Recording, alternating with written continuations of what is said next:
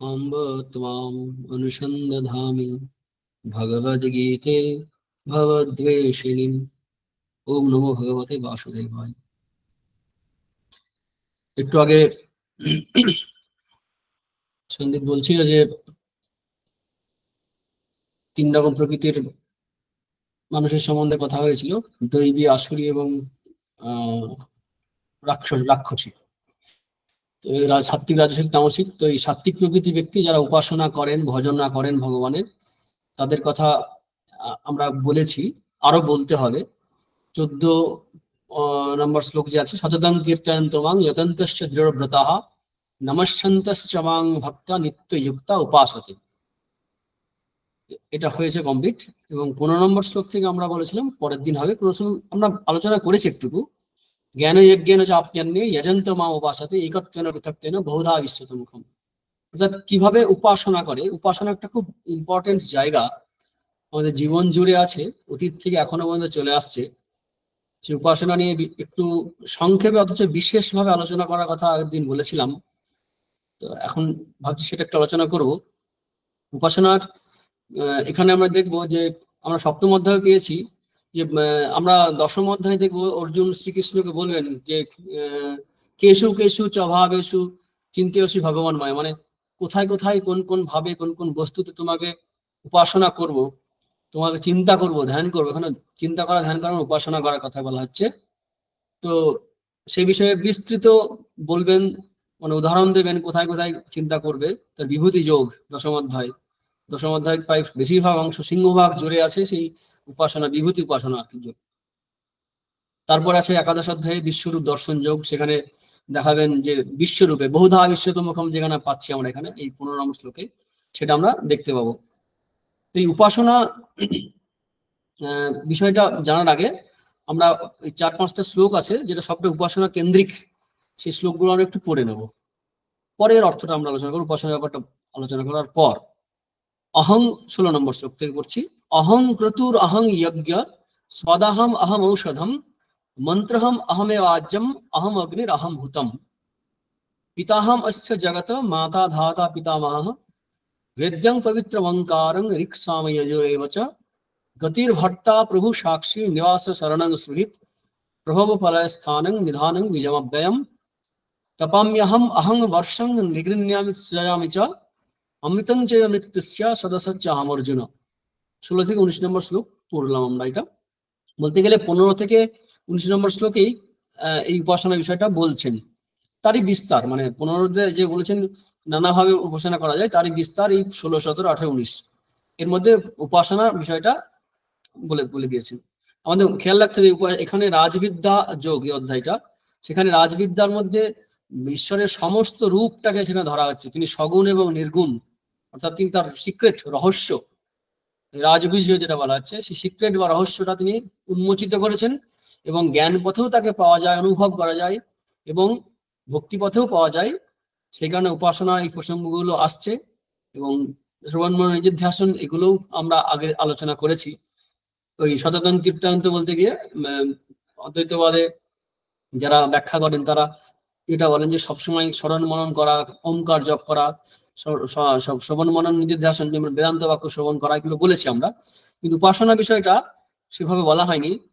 ভাবছিলাম উপাসনার বিষয়টা একটু আলোচনা করব, কারণ এটা খুব টেকনিক্যাল বিষয় কিছুটা হলেও, মানে তাত্ত্বিক দিক থেকে আলোচনা থাকলেও খুব প্রয়োজনীয় কিছু বিষয় আমাদের জানা প্রয়োজন। আজকালকার দিনে আমরা যে পূজা আচার অনুষ্ঠান করি, তারও সেখানে কি বিজ্ঞান লুকিয়ে আছে সেটা আমরা জানতে পারবো।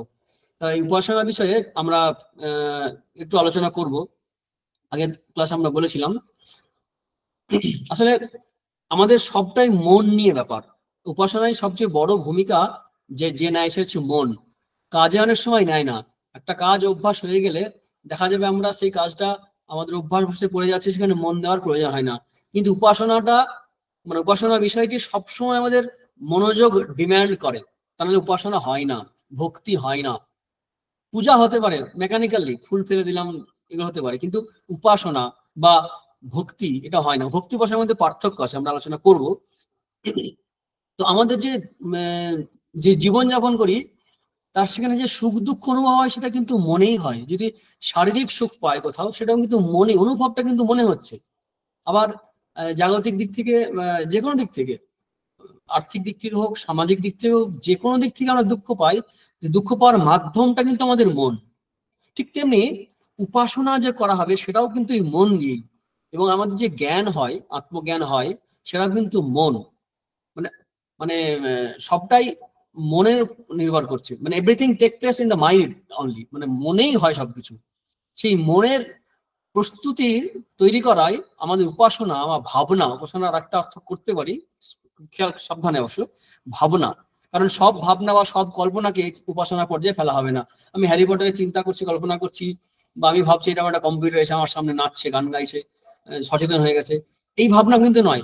মানে শাস্ত্র আচার্য বা গুরুর নির্দেশিত যে ভাবনা, যেগুলো অমূলক নয়, বাস্তবে আছে, বাস্তবে আছে, আমার অনুভব হচ্ছে না, কিন্তু অনুভব হবে আমার মন শুদ্ধ হলে, চিত্ত শুদ্ধ হলে, সেই বিষয়ে শাস্ত্র অনুযায়ী, সেই বিষয়ের গুরু বা শাস্ত্রের নির্দেশে সেই বিষয়ের ধ্যান বা ধ্যান মানে কিন্তু উপাসনা, উপাসনা বা ভাবনা করলে তার অনুভূতি হবে। তো সেই এটা কিন্তু ইনস্ট্যান্ট ফল পাওয়া যায়, অর্থাৎ উপাসনার একটা ফল পাই, জ্ঞানেরও আমরা ফল পাওয়া যায়। কাজের ক্ষেত্রে আমরা সময় অন্যমনস্ক হয়ে কাজ করতে পারি, কিন্তু উপাসনা অন্যমনস্ক হয়ে করলে হবে না। তার তার ফল আমরা সঙ্গে সঙ্গে অনুভব করব। যদি মন দিয়ে আমরা প্রার্থনা করতে করতে যে ভগবৎমুখীনতা হয়, সেটাও এক ধরনের ভাবনা, বা কল্পনায় ভগবানের যে পূজা আরাধনা করি, সেগুলোও একটা ভাবনা। তার দ্বারা আমাদের মনে শান্তি, তৃপ্তি আসে, সন্তোষ আসে। তো এই আমাদের বেদান্ত শাস্ত্রে, আমাদের হিন্দু ধর্মের সনাতন শাস্ত্রে উপাসনাকে খুব গুরুত্বের সঙ্গে আলোচনা করেছে। কারণ খুব ইম্পর্টেন্ট এই কারণে বলছি, ব্রহ্মসূত্র আমাদের যে লজিক্যাল যে পোর্শন আছে সনাতন ধর্মের, যে বেদ উপনিষদ, তার সেটার উপর বেশ করে, বিশেষ করে উপনিষদের উপর বেশ করে তৈরি হয়েছে ব্রহ্মসূত্র, যে প্রস্থানোত্তরে বলা হয়। সেই ব্রহ্মসূত্রের 3rd চ্যাপ্টার বড় অংশ জুড়ে উপাসনার ব্যাপারটাকে আলোচনা করা হয়েছে। আমরা ডে টু ডে লাইফেও আমরা ধর্ম বলতে আমরা কি বুঝি? আচার অনুষ্ঠান। সে আচার অনুষ্ঠান, পূজা পার্বণ যে আমরা করি, তার পিছনে মনে কিছু ভাবনার কাজ থেকে আমরা ভাবনা করি বা না করি, মানে আমি, আমার ভাবা উচিত বৃন্দাবন, তা না ভেবে যদি কচুরবন ভাবি, সেটা আমার মনের ত্রুটি। অথবা বৃন্দাবনে গিয়েও আমি কচুরবন ভাবতে পারি। ওই শ্রীরামকৃষ্ণের উদাহরণ আছে না, যে একজন জগন্নাথ দেখতে গিয়ে সে পুঁই শাক, পুঁই মাছা দেখছে, ছেলেগুলোর কথা মনে পড়ছে, সেখানে জগন্নাথ দেখতে পাচ্ছে না, বাড়ির কথা মনে পড়ছে। এই ভাবনা খুব ইম্পর্টেন্ট। সেই ভাবনা উপাসনার জায়গা নিচ্ছে। আমাদের উপনিষদ বা বেদ থেকে এবং স্বামী বিবেকানন্দের কিছু কথা থেকে এটা আলোচনা করব ভেবেছি। আমাদের বেদকে সাধারণভাবে 2টি ভাগ করা হয়, কিন্তু আসলে 3টি ভাগ করা যেতে পারে। সেটা হচ্ছে কি?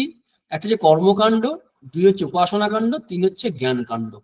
কর্মকাণ্ড হচ্ছে কি? যাগযজ্ঞ প্রভৃতি কর্মের যে বিধানগুলো আছে দৈনন্দিন জীবনে, আমাদের বৈদিক আমলে এগুলো ছিল। এখন তান্ত্রিক পৌরাণিক স্মৃতিশাস্ত্রের বিধান অনুসারে আমরা কিছু কর্ম করি, কিছু কর্ম করি না, লৌকিক কর্মটাই বেশি করি। কিন্তু সবগুলোই লৌকিকও আমরা শাস্ত্র অনুসারে যদি করি, সেটাও তখন সেই কর্মটার মান বদলে যায়। আসছি সে প্রসঙ্গে।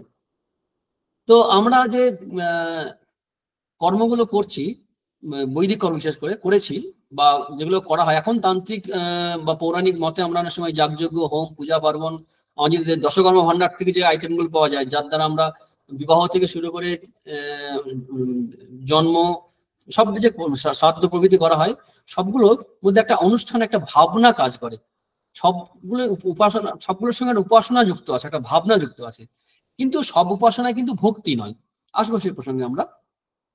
তো এই কর্মকাণ্ড প্রথমত কি? মানুষ কাজ করে স্বাভাবিক প্রবৃত্তির বশে, নাম্বার 1। অর্থাৎ সবাই কাজ করি আমরা, কিন্তু সেই কাজ কিন্তু আমাদের মনের স্বাভাবিক যে পাশবিক প্রবৃত্তি, দুষ্টু প্রবৃত্তি, ওয়াইল্ড নেচার, 2টো কথা আছে, ওয়াইল্ড একটা ডোমেস্টিক। যেমন একটা বনের পশুকে গৃহপালিত করা হয়, ডোমেস্টিকেশন করা হয়, কখন? তারপর সে তখন একটু হয়ে যায়, আমাদের আমাদের ঘরোয়া পশু হয়ে যায়, তখন সে বন্য হয় না, বন্য হয়, মানে আমাদের বাড়ির একজন আমার একটা মেম্বার হয়ে যায়। ঠিক তেমনি প্রত্যেক জীবের জন্ম যখন হয়, তারপর তার সংস্কার দেওয়া হয়। ব্রাহ্মণ বা ক্ষত্রিয় আগে ছিল, উপনয়ন প্রভৃতির মাধ্যমে সেটা হয়। তো এই স্বাভাবিক প্রবৃত্তি নষ্ট করার জন্য প্রথমত অশাস্ত্রীয় থেকে শাস্ত্রে আসতে হবে। শাস্ত্রে এসে কর্ম করতে করতে তার মধ্যে সকাম কর্ম থাকবে। সেই কর্মকে শুদ্ধ করার জন্য নিষ্কাম কর্ম করতে হবে। সেই নিষ্কাম কর্ম করে আস্তে আস্তে এই উপাসনা প্রভৃতির দ্বারা জ্ঞাননিষ্ঠার উপযোগী হতে হবে। এটা আমরা গীতায় পেয়েছি, না কর্ম না মানান নিষ্কাম তৃতীয় অধ্যায় পেয়েছি। তো প্রথমে কর্ম থেকে শাস্ত্রীয় কর্মে আসা, শাস্ত্রীয় কর্ম, কিন্তু কর্মের দ্বারা কি হয়, আমাদের দৃষ্টি কিন্তু আমাদের ভাবনা সব বাহ্য জগতেই আবদ্ধ থাকে, অন্তর্মুখ হয় না। সে অন্তর্মুখ হওয়ার জন্য উপাসনার প্রয়োজন। অন্তর্মুখ হলে তখন আমরা ভক্তির কথা বা ব্রহ্মবিদ্যার কথা, জ্ঞানের কথা আলোচনা করতে পারি, তার আগে নয়। সে কারণে সাধন জগতে কর্ম এবং উপাসনার একটা জায়গা আছে। পূজা কিন্তু কর্ম। এই প্রসঙ্গে বলি যে আমরা যে পূজা করি, পূজা কিন্তু একটা কর্ম। হাত দিয়ে ফুল দিচ্ছি বা জল ছেটাচ্ছি, যেটাকে স্প্রোকশন বলে শাস্ত্রীয় ভাষায়, বা অভ্যুক্ষণ বলা হয়, এরকম অভ্যুক্ষণ একটা প্রোকশন। তো এই প্রোকশন বা অভ্যুক্ষণ আমরা যে করছি, এগুলো হাত দিয়ে করছি, এগুলো অ্যাক্টিভিটিস। ফুল দিচ্ছি, সাজাচ্ছি, ধ্যান করে ফুল নিবেদন করছি, এই যা কিছু করছি এগুলো কিন্তু কর্ম। এবং মন্ত্র উচ্চারণ করছি মুখে মুখে, এটাও কর্ম। এর বাইরে এই যে মানুষ চিন্তা, মানুষ ধ্যান আছে, ওটাকে উপাসনা বলা হচ্ছে। যেমন আমরা পূজার সময় করি কি, যে দশভূজার পূজার সময় হয়, ষোড়শভূজা সব সময় সব পূজাতেই আছে, যে আসলে যে পুজোগুলো ষোড়শভূজার বা দশভূজার হচ্ছে তার আগে আমাদের মানস পূজার বিধান আছে। হৃৎপদ্মম আসনং দদ্যাৎ সহস্রাচ্যুতামৃত পাদ্যং চরণোর্দাৎ মনুস্তদ্য নিবেদয় তেন অমৃত নাচমনিয়ং স্নানিয়ং তিরচস্মৃতম। যদি মন দিয়ে শোনেন তাহলে এগুলো পাবেন। তারপর হোমের সময় একদম শেষে যখন পূর্ণাহুতি হয়, অমৃত পূর্বং প্রাণ বুদ্ধি দেহ ধর্মাধিকার জাগ্রত সাবল সুষুপ্ত অবস্থা আছে, মনসা বাচা, বেশ লম্বা আছে। তো এইগুলো যখন আমরা করি তখন একটা ভাবনা কাজ করে, যে সবকিছুই শ্রীরামকৃষ্ণ চরণে সমর্পয় বা শ্রীকৃষ্ণ চরণে সমর্পয় বা দক্ষিণা কালিকা চরণে সমর্পয় আমরা বলি, অর্থাৎ ওখানে একটা ভাবনা কাজ করে, অ্যাক্টিভিটির সঙ্গে ভাবনা। এই কর্ম এবং উপাসনা এর একটা স্তর আছে। এই উপাসনা শুধু যদি কর্ম করি, উপাসনা বাদ দিয়ে, এটাকে কর্মাঙ্গ উপাসনা বলা হয়, তাহলে কিন্তু সেই কর্মটা ঠিক হচ্ছে না, পূজাও ঠিক হচ্ছে না। তাই উপাসনার একটা স্থান আছে। এবং আস্তে আস্তে কি হবে, কর্ম থেকে আস্তে আস্তে উপাসনা আস্তে আস্তে কমে যাবে। সাধারণত বলা হতো যে বানপ্রস্থ আশ্রম হচ্ছে উপাসনা প্রধান, আর সন্ন্যাস আশ্রম হচ্ছে জ্ঞান প্রধান, ব্রহ্মচর্য হচ্ছে মন্ত্র প্রধান, আর গৃহস্থ হচ্ছে কর্মপ্রধান। যাগযজ্ঞ প্রভৃতি করবে, সোময়াগ, ইষ্টিযাগ, অনেক রকম যজ্ঞের কথা আছে। তো এই যে অ্যাক্টিভিটি, তার একটা স্থান আছে আমাদের জীবনে, উপাসনার একটা স্থান আছে। তাদের মধ্যে একটা মানে সিকুয়াল রিলেশন বলা যেতে পারে। মানে কর্মের মনটাকে, শরীরটাকে, সবটাকে সংযত করে, আর বাহ্য সংযম যখন প্রতিষ্ঠা হচ্ছে, এবার উপাসনার দ্বারা অন্তর সংযম করতে হবে, মনটাকে তৈরি করতে হবে। আর এই উপাসনার টেকনিক্যাল জায়গায় একটু আলোচনা করি। উপাসনা বলতে গিয়ে বেদান্ত সারে যেটা বলা হয়, যে সগুণ ব্রহ্ম বিষয়ক মানুষের ব্যাপারে রূপানি সান্ডিল্য বিদ্যাদিনী। এখানে কিন্তু উপাসনার সম্পূর্ণ সংজ্ঞা দেওয়া হয়নি। মানে উপাসনা বলতে শুধুমাত্র এখানে ভক্তির দিকটাকেই ইঙ্গিত করা হয়েছে। কারণ উপাসনা শুধু ব্রহ্ম বিষয়ক নয়, সগুণ ব্রহ্ম বিষয়ক উপাসনায় শুধুমাত্র উপাসনার মধ্যে পড়ে না। উপাসনা মানুষ ভাবনা, কর্মাঙ্গ উপাসনা হয়, সেগুলোকে উপাসনার মধ্যে ফেলা হয়। অর্থাৎ মানুষ ব্যাপার যে বলা হচ্ছে, সেটা ব্রহ্ম ছাড়াও বা ভগবান ছাড়াও অন্যান্য বিষয়েও, অন্যান্য দেবতাদের ক্ষেত্রে হয়। এমনি যখন আমরা পূজা করি তখন অনেক শুদ্ধিকরণ থাকে। যেমন এরকম করে আমরা যে করন্যাস অঙ্গন্যাস করি, তারপরে চারিদিকে বন্যী প্রাকার চিন্তা করি, অর্থাৎ একটু জল ছিটিয়ে দিই, দিয়ে একটু খেয়াল করে দেখবেন যে জল ছিটিয়ে দিয়ে যেন আগুনের একটা মানে বের দিয়ে দিলাম, পুরো রাউন্ড সার্কেল করে দিলাম। এটা যারা খুব উচ্চকোটির সাধক পূজক তারা দেখতে পান, শ্রীরামকৃষ্ণ দেখতে পেতেন, যে একদম যখনই রং মন্ত্রে জলধারা দিয়ে যখন করছেন তখন অগ্নি দেখতে পাচ্ছেন, শুধু ভাবনার স্তরে নয়, অনুভূতি স্তরে চলে আসছে। তো এগুলো কিন্তু সরাসরি ভগবানের সঙ্গে যুক্ত হচ্ছে না, কিন্তু ওই জায়গাটা শুদ্ধ করার জন্য অনেক আছে, মানে পুষ্প শুদ্ধি, আসন শুদ্ধি সব আছে। তো এগুলো কিন্তু কর্মাঙ্গ উপাসনা, এগুলো উপাসনার মধ্যে পড়ছে, কিন্তু এগুলো হচ্ছে ওই মূল উপাসনার আগে। ঠিক যজ্ঞেও, যাগযজ্ঞ এরকম আছে, যজ্ঞতেও আছে শুদ্ধিকরণ আছে।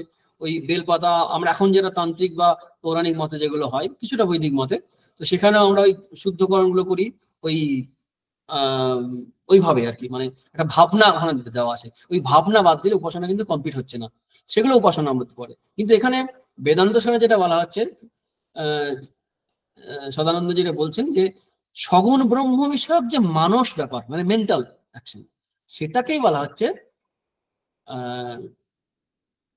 উপাসনা। শাণ্ডিল্য বিদ্যা উদাহরণ দিয়েছেন প্রভৃতি। শাণ্ডিল্য বিদ্যা আছে, দহর বিদ্যা মানে দহর উপাসনা আছে, মধুবিদ্যা আছে, সূর্য উপাসনা, অনেক উপাসনা, গায়ত্রী উপাসনা, উদ্গীত উপাসনা, অনেক অনেক উপাসনা আমরা পাই। আমরা এখানে শাণ্ডিল্য বিদ্যা বলতে যে আছে না, সর্বং খলবিদং ব্রহ্ম তজ্জলানিতি শান্ত উপাসিত, আমরা ছান্দোক্য উপনিষদের 3য় অধ্যায়ে পাই যে সবকিছুই ব্রহ্ম, এখান থেকে আরম্ভ করে সবটাই, অর্থাৎ এখানে ব্রহ্ম উপাসনা আমরা পরে আলোচনা করবো। উপাসনা 2 ভাগ করা হচ্ছে। এখানে একটা মনের ব্যাপার, মানসিক ভাবনা যে সবকিছুই ব্রহ্মময়, সৃষ্টি স্থিতি প্রলয় তজ্জলান এরকম ভাগ করা আছে, যাচ্ছি না উপনিষদের ভিতরে ওখানে।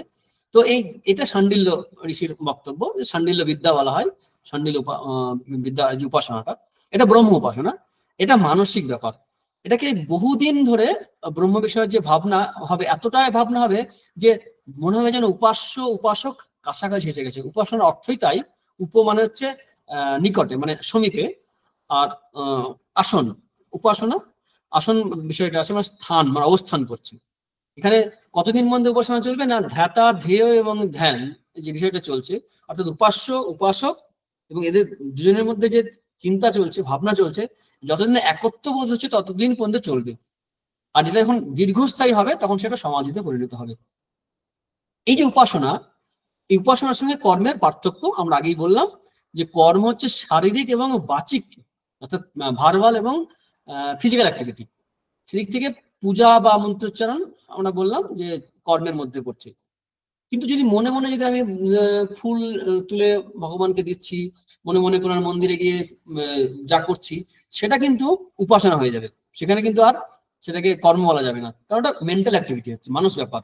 আমি মনে মনে ফুল তুলে ভগবানের পায়ে দিচ্ছি, মনে মনে মানুষ মনে মনে যা যা কিছু করি ভগবানকে ঘিরে, তখন সেটা আবার উপাসনা হয়ে যাবে, কর্ম উপাসনা হয়ে যাচ্ছে। আর উপাসনার সঙ্গে জ্ঞানের একটা পার্থক্য আছে, এটা জানা খুব প্রয়োজন। জ্ঞান আর উপাসনার মধ্যে পার্থক্য আছে। উপাসনায় আমাদের ভাবনা কাজ করে, কল্পনা, যদিও সেটা আগে বললাম ভিত্তিহীন নয়, মানে অমূলক নয়, একটা বেশ আছে। শাস্ত্র ও আচার্য যারা আগে আগে অনুভব করেছেন তারাই, মন গড়া নয়। কিন্তু জ্ঞান কিন্তু একবার দেখতে পাবে, অনুভব হবে। এখানে দুটি শব্দ ব্যবহার করে খুব সুন্দর, আগে আমরা বলেছি। জ্ঞানকে বলা হয় বস্তুতন্ত্র, আর উপাসনাকে বলা হয় পুরুষতন্ত্র বা কর্তৃতন্ত্র। পুরুষ বললে শুধু মনে হয় ছেলেদের কথা বলছে না, এখানে পুরুষ মানে ব্যক্তি, কর্তৃতন্ত্র মানে কর্তা, অর্থাৎ যিনি উপাসনা করছেন তার অনুসারে। আমি ফুলটা এভাবেও দিতে পারি, আমি ফুলটা ওভাবেও দিতে পারি। আমি ভগবানের যে চিন্তা ভাবনা করছি, আগে সর্বগন্ধ তারপর সর্বরস সর্বকাম, এই ঘুরিয়ে দিতে পারি। কিন্তু জ্ঞানের ক্ষেত্রে এটা সম্ভব নয়, দুটোর মধ্যে পার্থক্য আছে। যেমন ছান্দোক্য উপনিষদে পঞ্চাঙ্গি বিদ্যার কথা আছে, সেখানে কিভাবে জীবের উৎপত্তি হয়, জন্ম হয় নারী পুরুষের মাধ্যমে, সেসব বর্ণনা আছে। সেখানে পুরুষকে একটা একটা ফেজে, একটা পর্যায়ে অগ্নি হওয়ার কথা আছে, একটা ফেজে স্ত্রীকে ইয়সিত বৈ অগ্নি, মানে যশা বৈ অগ্নি, স্ত্রীকে অগ্নি হওয়ার কথা আছে। এখানে কিন্তু পুরুষ, এখানে পুরুষ আর স্ত্রী কিন্তু আলাদা, পুরুষই, নারী পুরুষ। এখানে কিন্তু পুরুষ কিন্তু অগ্নি হয়ে যাচ্ছে না, ভাবনা করতে বলা হচ্ছে। কিন্তু অগ্নির ক্ষেত্রে অগ্নি ভাবনা করতে হচ্ছে না। যেমন আগুন, আগুনকে আগুনই আমরা জানি, পুরুষকে অগ্নি ভাবছি, কিন্তু অগ্নিকে ভাবতে হচ্ছে না, কারণ অগ্নি অগ্নি, আমি জানি আর না জানি আমার ইচ্ছাধীন নয়। অর্থাৎ ভাবনা বা উপাসনা হচ্ছে পুরুষতন্ত্র, কর্তৃতন্ত্র, মানে আমি করতেও পারি, নাও করতে পারি, অন্যভাবে করতে পারি। কিন্তু জ্ঞান করতে পারে, না করতে পারে, অন্যভাবে করতে পারে, এরকম হয় না। করতুম অকর্তুম অন্যথা করতুম বা সত্যতা এরকম বলে, সেরকম কিন্তু নয়। জ্ঞান হচ্ছে যা তাই। এই জ্ঞান এবং উপাসনা দুটো কিন্তু মনে ঘটে। যখন আত্মজ্ঞান লাভ হয় বা ঈশ্বর অনুভূতি হয়, তখন কিন্তু মনে হয়। আবার যখন ভেবে উপাসনা করছে তখনও কিন্তু মনেই হচ্ছে। তাই আমরা জানি আর না জানি, যেমন সেই কারণে বলা হয়, মানে আমাদের জ্ঞানকে কেন বলা হয় যে বস্তুতন্ত্র, আমি জানি আর না জানি, আমি ভাবছি ব্রহ্ম, এটা কিন্তু একটা ভাবনা বা পর্যায়ে যখন থাকবে তখন অহংর উপাসনা বলছে একটু পরে সেটা। তো সেখানে আমি ব্রহ্ম, এটা জানি আর না জানি, এটা কিন্তু সত্যি। জ্ঞান হলে আমরা জানতে পারবো যে এটা আছে, ভাবনা নয়। উপাসনায় কিন্তু ভাবনা কাজ করে। আবার নীতিধ্যাসনের সঙ্গেও পার্থক্য আছে। বিষয়গুলো একটু জাস্ট বলে বলে রাখছি, কারণ এগুলো পরে যদি কেউ আরো বেশি চর্চা করে তাদের জন্য সুবিধা হবে। সেই কারণে আমাদের মন কি হয়, জন্মান্তরের কুসংস্কারে আকৃষ্ট হয়ে আছে, তাকে সেখান থেকে সরিয়ে এনে আত্মবিষয়ক যে চিন্তা, সেখানে স্থৈর্যের মানে ধীর ভাবে আর কি সেই অনুকূল করা যে মানুষ ব্যাপার, স্থির থাকা, আমরা ষষ্ঠ অধ্যায়ে আলোচনা করেছি এগুলো, সেটা হচ্ছে নিধিধ্যাসন। সেটা কি থেকে আসবে? শ্রবণ মনন থেকে আসবে। অর্থাৎ আত্মতত্ত্ব শোনা, সেটাকে মনন করা, তার বিরুদ্ধগুলোকে উড়িয়ে দেওয়া, তার পক্ষেগুলোকে আরো সলিড করা, ইন্টেন্সিফাই করা, করে করে করে করে আস্তে আস্তে একসময় মন স্থির হবে আত্মতত্ত্বে। দুটোর মধ্যে পার্থক্য হচ্ছে কি, উপাসনার দ্বারা কিন্তু আমাদের নির্দেশন হতে পারে, আর নির্দেশনের পূর্বে কিন্তু কি করে, মননরূপ বিচার করে। কিন্তু উপাসনায় বিচারের ব্যাপার নেই, সেখানে গুরু এবং শাস্ত্রবাক্যে বিশ্বাস শ্রদ্ধা। নির্দেশন দ্বারা কিন্তু সাক্ষাৎ ব্রহ্মজ্ঞান হয়, আর উপাসনার ক্ষেত্রে সেটা গৌণ, অর্থাৎ মন তৈরি হবে সেখানে, তারপর নির্দেশন করবে। তাহলে এই আলোচনা আমরা কি পেলাম? উপাসনার ক্ষেত্রে আমরা তিনখানা বিষয় পাচ্ছি, যে উপাসনায় উপাসক আছে, উপাস্য আছে, আর নিরন্তর ভাবনা। কতদিন ভাবনা করবে? দীর্ঘদিন ধরে করতে হবে। কেন করবে দীর্ঘদিন ধরে? কারণ যতদিন পর্যন্ত না আমাদের মন লৌকিক যেমন বিষয়ে ভাবছি, যেমন এই জলের বোতল ভাবছে, একদম দৃঢ় বিশ্বাস জ্ঞান হয়ে যাচ্ছে, তেমনি যে বিষয়ে আমার ভাবনা ইষ্ট বা দেবতা বা যে ভগবান বা ঈশ্বরের যে চিন্তা করছি, মানে এতটাই ডিপ চিন্তা হবে, মানে জাগতিক বিষয়ের যেমন আমার দৃঢ় বিশ্বাস, তীব্র বিশ্বাস যেটা সত্যি, ঠিক সেরকম বা তার চেয়ে আরো বেশি জীবন্ত। যেমন শ্রীরামচন্দ্র বলেছেন না, তোকে যেমন দেখছি নরেন্দ্রনাথ দত্তকে, যে আপনি কি ঈশ্বরকে দেখেছেন? হ্যাঁ, তোকে যেমন দেখছি তার চেয়ে স্পষ্ট দেখেছি। ঠিক সেরকম স্পষ্ট এবং জীবন্ত হয়ে উঠবে ততদিন পর্যন্ত এই উপাসনা চলবে। কারণ আর উপাসনার ক্ষেত্রে লৌকিক বিষয়গুলোকে অবলম্বন উপাসনার ক্ষেত্রে করা হচ্ছে কেন আমরা দেখবো পরে। কারণ সহজেই আমাদের মন ওইদিকে যেতে চায় না, সেখানে লৌকিক মাধ্যমগুলোকে, প্রতীকগুলোকে আমাদের অবলম্বন করতে হবে। ডে টু ডে লাইফের যে সমস্ত ইনস্টেন্সেস মানে উদাহরণগুলো পাবো আমরা, সেগুলোকে অবলম্বন করে ভগবানের পথে যাওয়ার কথা বলা হয়। সে মূর্তি হতে পারে বা জাগতিক উপাদান, যেগুলো প্রকৃতির নেচারের থেকে যেগুলো পাবো, ন্যাচারাল রিসোর্স যেগুলো পাই আমরা, সেখান থেকে আমরা অগ্নি, বায়ু প্রভৃতির মাধ্যমে উপাসনা করার কথা আমরা প্রচুর পাই। যেমন সম্বর্গ বিদ্যার কথা আছে, সম্বর্গ উপাসনা, সেখানে আমরা বায়ুর উদাহরণ আমরা পাই, সূর্যের আছে, আদিত্য আছে যারা সূর্যের। তো এই উপাসনাকে মোটামুটি তিন ভাগে ভাগ করা হয়। সেটা কি? একটা হচ্ছে মানে শঙ্করাচার্য বলছেন যে কর্মাঙ্গ সম্বন্ধী, মানে কর্মের সঙ্গে যুক্ত, যেটা আমরা একটু আগে উদাহরণ দিলাম, যেটা এখনকার দিনের উদাহরণ অবশ্য, যে পূজা করতে গিয়ে যে বন্যী প্রাকার চিন্তা করা হচ্ছে, মানে পূজার অঙ্গ হয়ে যাবে। ঠিক তেমনি হোম যজ্ঞ প্রভৃতি করার সময়, সোমযাগ ইষ্টিযাগ করার সময় সেই যজ্ঞের যে কুণ্ড হতো, সেখানে নানান রকমের সেই উপাদান দ্রব্যগুলোকে শুদ্ধি করানোর নানান রকমের উপাসনা ভাবনা আছে, সেরকম একটা উপাসনা হয়। আর কিছু উপাসনা আছে স্বর্গে যাওয়ার জন্য, যেমন অশ্বমেধ যজ্ঞ করা হয়, তেমনি সোমযাগ করা হয় স্বর্গ প্রভৃতি যাওয়ার জন্য, অভ্যুদয়কামী আর কি, সেটাকেও বলা হয় উপাসনা। আর একটা হচ্ছে কি না, স্বর্গ চায় না, এবং এই উপাসনার এই তিনটির মধ্যে দুটি, অর্থাৎ কর্মাঙ্গ উপাসনার কথা বলা হচ্ছে না, এবং অভ্যুদয় অর্থে অর্থাৎ স্বর্গ প্রভৃতি লাভ করার জন্য বলা হচ্ছে না।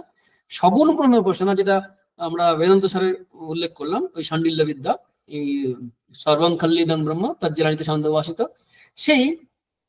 সেইখানে সগুণ ব্রহ্মের উপাসনা করে কি হয়, এখনকার দিনে যেমন আছে ভগবানের উপাসনা করা, সেই ভগবানের উপাসনা করা, কৃষ্ণ বা রাম প্রভৃতি, এই যে উপাসনা, এটা হচ্ছে সগুণ ব্রহ্মের উপাসনা। এখানে মূর্তি অবলম্বন করছি আমরা, বা রূপ অবলম্বন করছি, কিন্তু এই শাণ্ডিল্য বিদ্যার ক্ষেত্রে মূর্তির ব্যাপার নেই, সেখানে সেখানে ব্রহ্ম উপাসনা করা হচ্ছে। সেটা কি হয়, ক্রমমুক্তি দেয়। অর্থাৎ আমরা অষ্টম অধ্যায় পড়েছি ক্রমমুক্তি ব্যাপারটা কি, দেবযান মার্গ, সেখানে যায়। এই তিন ভাগে ভাগ করছেন শঙ্করাচার্য। কিন্তু সমস্ত উপাসনাকে জেনারেলি উপাসনাকে দুই ভাগে ভাগ করা হয়েছে। আচ্ছা, ব্রহ্ম উপাসনা মানে এমনি যেটা সগুণ ব্রহ্ম উপাসনা আর কি, এবং প্রতীক উপাসনা। সবাই ব্রহ্ম উপাসনা করতে পারে না, তাই জন্য প্রতীক অবলম্বন করে। পরমাত্মাকে কখনো রূপ এবং গুণ বিশিষ্ট রূপ উপাসনা আছে ব্রহ্ম উপাসনা। পরমাত্মাকে কোনো গুণ এবং রূপ বিশিষ্ট, যেটা আমরা পেলাম শাণ্ডিল্য বিদ্যার ক্ষেত্রে, এই গুণ আর রূপ কিন্তু ভগবানের আসলে আছে তা কিন্তু নয়। আমরা সেই আগে ক্লাসে বলেছিলাম যে ওই যখন বলেছিলেন না যে শিব এবং আরেকজন কার কথা ছিল, শিব এবং কাকুসঙ্গী, এই দুজনে যেভাবে চায় দর্শন চায়, ভগবানকে বলছেন সাধক মনু, সেইভাবে আপনি আসুন। অর্থাৎ ভগবান বলছেন যে আমার তো নিজস্ব কোনো রূপ নেই, ভক্ত যেভাবে চাই আমি সেভাবে আসি, যে রূপে চাই। অর্থাৎ ঈশ্বরের কি রূপ আছে? ঈশ্বর তার রামকৃষ্ণ রূপ আমরা যে বলি, বা কৃষ্ণ রূপ, তার কৃষ্ণর যে জন্ম নিলেন দেবকীর গর্ভে, বা শ্রীরামকৃষ্ণ চন্দ্রমণির গর্ভে জন্ম নিলেন যখন, তার আগে কি কি ছিল? এই রূপ তো ছিল না। তাহলে সেই রূপ তিনি গ্রহণ করেছেন, তারা গ্রহণ করছেন ভক্তজনের জন্য। সেই কারণে এই গুণগুলো বা রূপগুলো তাদের, সেটাকে বলে উপাধি, স্বরূপভূত নয়, অর্থাৎ তাদের স্বরূপে এরকম নয়। যদি স্বরূপে এরকমই হবে তাহলে তো অন্যেরা উপাসনা করলে পাবে না। তাই একই হয় রাম বা রাম, কৃষ্ণ কৃষ্ণ বা কৃষ্ণ বা কালী, কাউকে উপাসনা করতে হবে না। এগুলো তার উপাধি, এগুলো অবলম্বন করে ভক্তির জন্য, উপাসনার জন্যই শাস্ত্রে এগুলো আমাদের বর্ণনা করা হয়। যেমন আমরা বেদে উপনিষদে পাই, ছান্দোক্য উপনিষদে যে হিরণ্যশ্মশ্রু হিরণ্যকেশ পুরুষের কথা আমরা পাই, ছান্দোক্য উপনিষদের প্রথম দিকে আছে, প্রথম অধ্যায়ে, সেখানে ব্রহ্মের উপাসনা আছে। আচার্য শঙ্কর খুব সুন্দর বলেছেন, আমি জায়গাতে পড়ছি একটু অনুবাদ থেকে, যদি আপত্তি হয় যে হিরণ্যশ্মশ্রু ইত্যাদি প্রকারে রূপ বর্ণনা পরমেশ্বর পক্ষে সঙ্গত হয় না, তবে আমরা বলি সাধক অনুগ্রহের নিমিত্ত পরমেশ্বরেরও ইচ্ছানুক্রমে মায়াময় রূপ হইয়া থাকে। যথা স্মৃতিতে আছে, হে নারদ, এই বিচিত্র রূপিণী মায়া আমার দ্বারা সৃষ্টি হইয়াছে বলিয়াই তুমি আমায় এবং প্রকারে মনোযুক্ত দেখিতেছ, অন্যথা তুমি আমাকে দেখিতে জানিতে পারিতে না। মানে এই যে হিরণ্যশ্মশ্রু হিরণ্য কেশ যে বর্ণনা আছে, আচার্য শঙ্কর বলছেন এটা পরমেশ্বরের পক্ষে সঙ্গত হয় না। যে বলা হয় যারা নির্গুণ নিরাকারবাদী, তারা বলছে তাদের কথাটা সম্পূর্ণ ঠিক নয়। অ্যাকচুয়ালি ঠিক, তো রূপ নেই, কিন্তু রূপ গ্রহণ করেন, গুণ গ্রহণ করেন সাধক এর অনুগ্রহের জন্য, তিনি ইচ্ছা অনুসারে মায়াময় রূপ গ্রহণ করেন। স্মৃতিশাস্ত্রের কথা উল্লেখ করেছেন শঙ্কর, বলছেন আচার্য যে যে আমি যে এই যে রূপ ধরে এসেছি, তারা তুমি আমাকে দেখতে বা জানতে পারতে না, এই বিচিত্র রূপী মায়ার দ্বারা সৃষ্টি হয়েছি বলেই তুমি জানতে পারছো। এখন ভগবান যদি রূপ নিয়ে না আসেন, কাকে ধরবো, কাকে ধ্যান করবো? যদি গুণ না থাকে কার চিন্তা করব?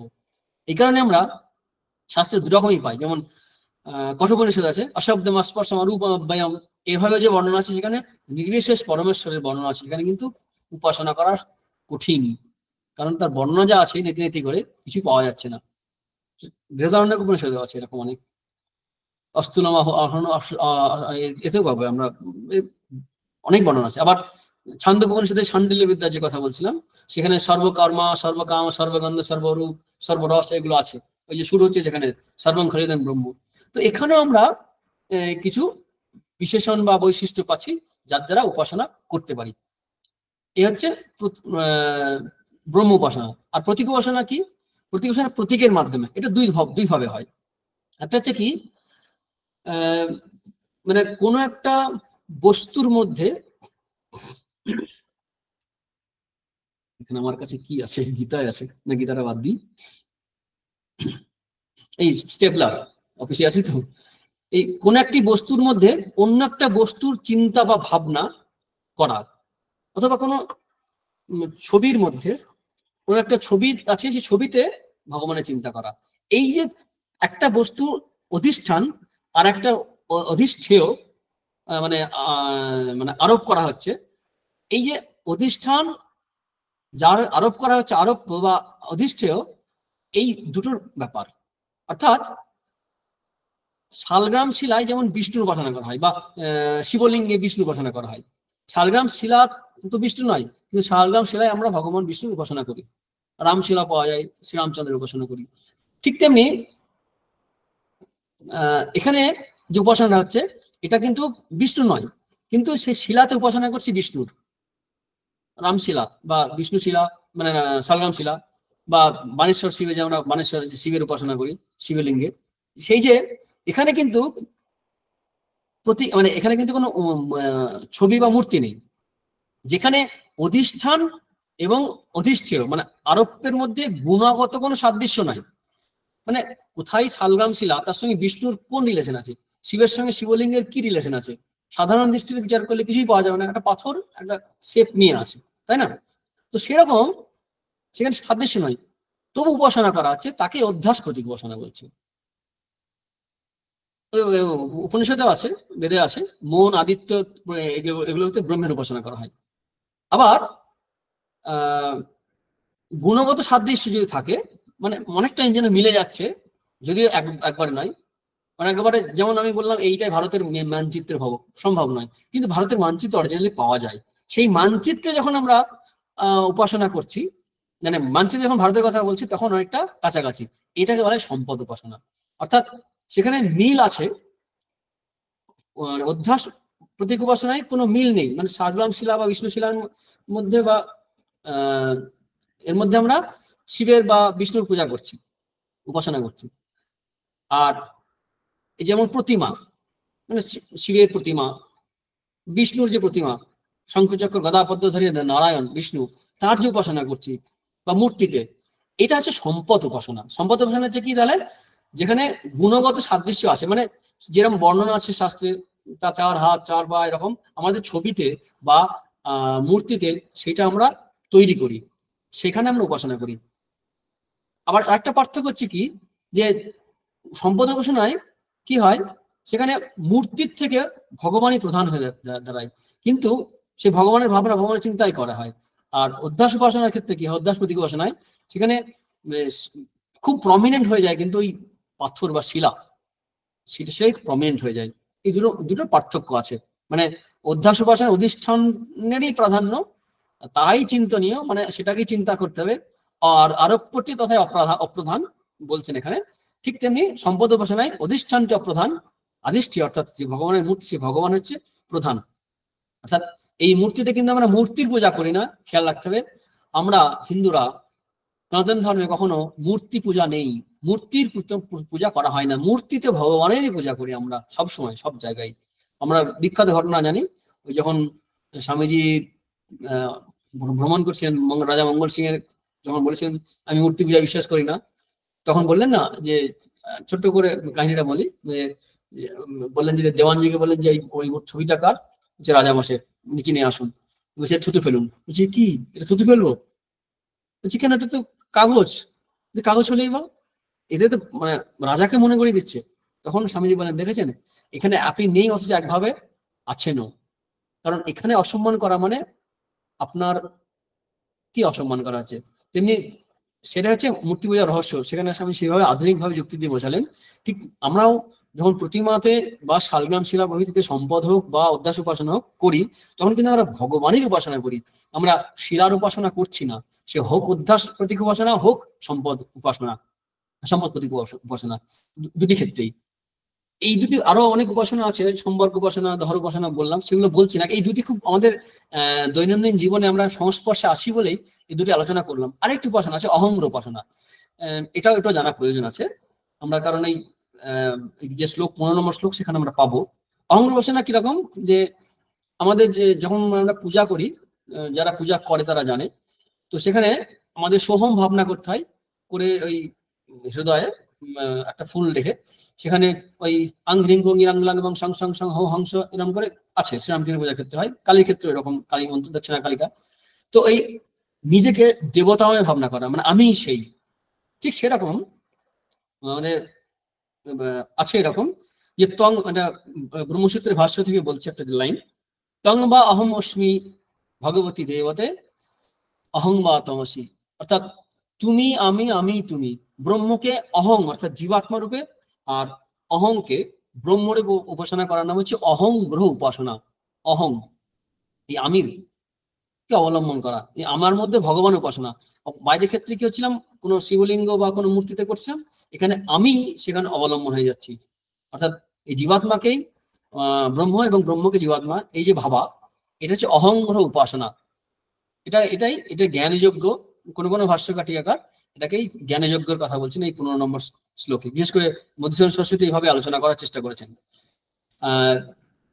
আর উপাসনা ভক্তির মধ্যে যে পার্থক্য সেটা একটু বলে নিই, তারপর স্বামীজি কি বলছেন আমরা দেখবো। আমরা উপাসনার ভক্তি কিন্তু এক নয়, বলা হলো যে ভক্তি হচ্ছে উপাসনার একটা প্রকার ভেদ। আর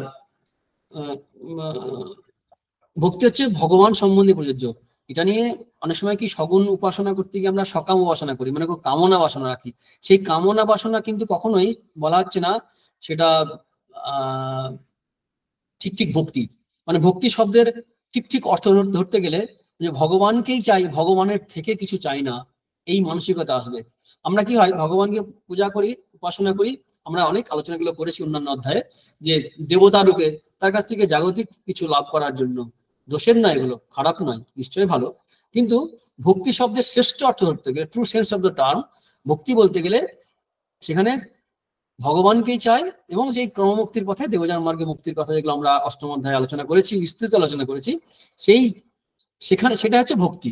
অর্থাৎ এবং এমনকি নারদীয় ভক্তি সূত্রে সুন্দর আছে, শান কামায় মানা নিরত রূপত্তাৎ, ভক্তির দ্বারা কোনো কিছু পাওয়া যাবে না, কারণ ভক্তির স্বরূপই হচ্ছে ভক্তি, ভক্তির সার্থকতা, আর কিছু পেতে চায় না তার বিনিময়ে। সেটা আর ভক্তির তত্ত্ব আলোচনা করে। কিন্তু এখানে যারা জ্ঞান মার্গী তারা বলে সে ভক্তির দ্বারা চিত্তশুদ্ধি হবে, এবং তার দ্বারা ভগবান কৃপা করে দেন বা আত্মজ্ঞান লাভ হোক শ্রবণ মনন নিদিধ্যাসনের দ্বারা, বেদান্ত বিচারের দ্বারা চিত্তশুদ্ধির পরে সেখানে জ্ঞান লাভ হবে।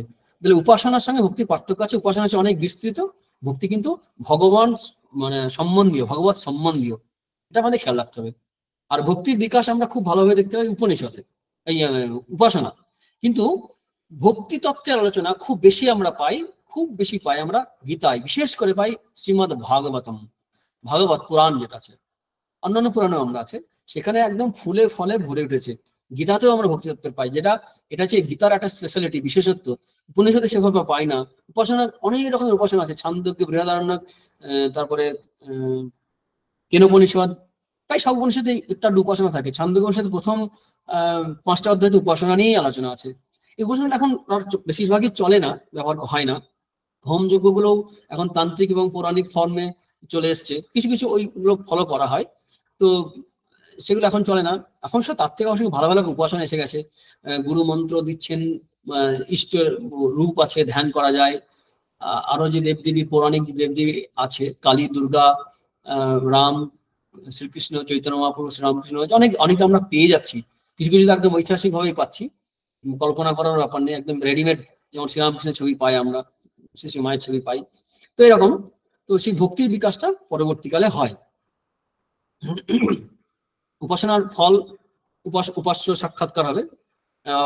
আগে যে বলছেন নিষ্কাম ব্যক্তি যারা, তারা কিন্তু উপাস্য করে কর্মমুক্তির পথে যাবে, কিন্তু সকাম ব্যক্তিরা সেই ফল পাবে না, তারা আবার ফিরে আসবে, ফিরে এসে ওই যেটা আমরা বলেছিলাম পিতৃযান মার্গ, সেই সেই জায়গায়। এখন আমরা বলছিলাম স্বামীজি কি বলেছেন, আমরা একটু পরে একটু আলোচনা করবো, সময় আছে তো, এটি আলোচনায় সময় খেয়ে যাচ্ছে, ঠিক আছে। ভগবান বলছেন, এটা আমরা পড়ছি ভারতের বিবেকানন্দ, একটি বই আছে স্বামী বিবেকানন্দ, অসাধারণ বই, অসাধারণ বই। এটা অনেকগুলো লেকচার আছে, ইনস্ট্যান্ট দেওয়া লেকচার। হিন্দু ধর্মের সার তত্ত্ব বুঝতে গেলে এটা খুব দরকার হয়, অ্যাড দিচ্ছে হয়তো না, ঠিকই। তো ভগবান বলছেন, ভারতীয় মহাপুরুষগণ বলে একটি লেকচার আছে, সিরিয়াস অফ ইন্ডিয়া, সেখানে শ্রীকৃষ্ণের প্রসঙ্গ যেখানে আসছে, সেখানে গীতা এবং শ্রীকৃষ্ণ নিয়ে আলোচনা করছেন স্বামীজি। সেই যেহেতু আমাদের গীতা, সেটা এই জায়গাটা বেছেছি আমি। ভগবান বলছেন যে এগুলি সব সত্য, মানে উপাসনা কি, জীবাত্মা ধীরে ধীরে স্থূল হইতে সূক্ষ্ম, সূক্ষ্ম হইতে সূক্ষ্মতর সোপানে আহরণ করিতেছেন। এইরূপে ক্রমশ তিনি সেই চরম লক্ষ্য অনন্ত পূর্ণ স্বরূপে উপনীত হন। মানে আমাদের আগে যে বললাম, ধীরে ধীরে কর্ম থেকে আস্তে আস্তে নিষ্কাম কর্মে হবে, উপাসনা দ্বারা মন সূক্ষ্ম শুদ্ধ হতে থাকবে, এই যে বললাম সেটা এখানে বলছেন। গীতা এইভাবে বেদের তাৎপর্য বিবৃত হয়ে আছে, এমনকি কর্মকাণ্ড পর্যন্ত গীতায় স্বীকৃত হয়ে আছে। তৃতীয় অধ্যায় আমরা দেখেছি, সহযোগ্যা প্রজা শিষ্টা প্রবাচ প্রজাপতি অনেক শুদ্ধ কামধু, আমরা পড়েছিলাম তৃতীয় অধ্যায়, মনে আছে আমাদের। সেখানে কিন্তু কর্মকাণ্ডের কথা আছে, সকাম উপাসনার কথা আছে। এমনকি একাদশ অধ্যায়ে ভগবান বলবেন অর্জুনকে যে যুদ্ধে জয়লাভ করো, মরে গেলে স্বর্গ লাভ করো। দ্বিতীয় অধ্যায়ে বলেছেন মরে গেলে স্বর্গে যাবে, আর জয়ী হলে জগৎ ভোগ করবে, আর কর্মকাণ্ড আর কি সেখানে সেগুলো আছে।